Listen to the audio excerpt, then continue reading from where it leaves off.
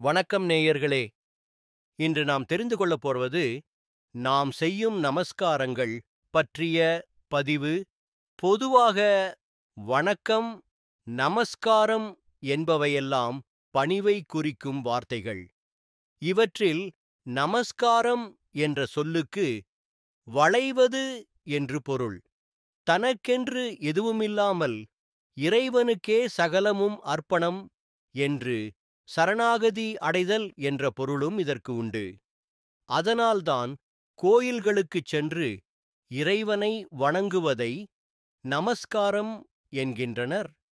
நாம் செய்யும் நமஸ்காரங்கள் 5 வகைப்படும்.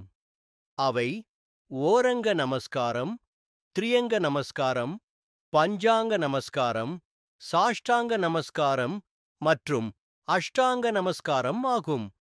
ஓரங்க நமஸ்காரம்: வழிபடுபவர் தனது தலையை மட்டும் குனிந்து வழிபாடு செய்தல் ஓரங்க நமஸ்காரம் எனப்படுகிறது. திரியங்க நமஸ்காரம்: வழிபடுபவர் தலை மேல் தனது இரு கைகளையும் கூப்பி வழிபடுவது திரியங்க நமஸ்காரம்.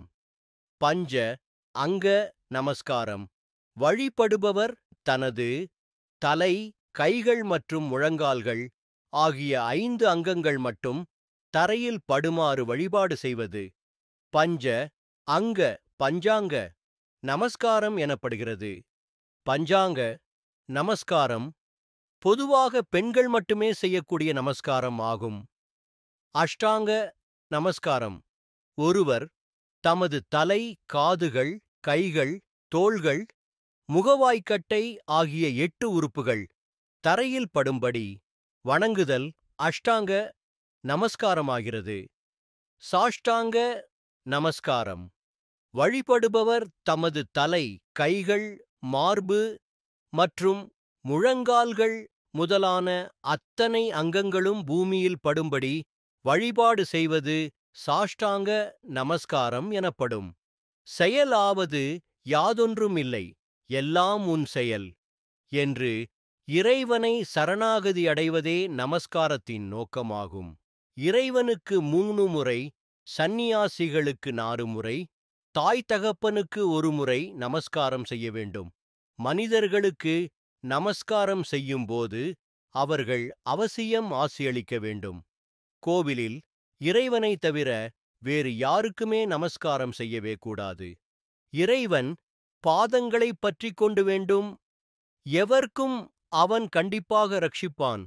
உதாரணமாக, நாம் வீட்டிலே கூட நாம் தினமும் வெளியில் கிளம்பும்போது நம் குழந்தை சந்தோஷப்பட ஒரு சுற்று நமது வண்டியில் கூட்டி செல்வது வழக்கம்.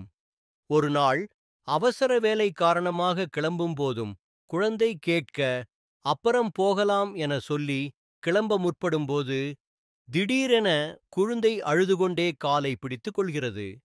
எப்பேற்பட்டவனும் அந்த நேரத்தில் என்னதான் அவசர வேலை இருந்தாலும் காலை பிடித்த குழந்தையை தூக்கி அதன் ஆசையை நிறைவேற்றுவான். காலை பிடிக்கும்போது நாமே நம் மனம் இளகி செயல்படுவதைப் போல் இறைவன் பக்தனாகிய நம்மை கண்டிப்பாக கைவிட மாட்டான். இது போன்ற மேலும் பல தகவல்களை வரும் பதிவில் பார்ப்போம்.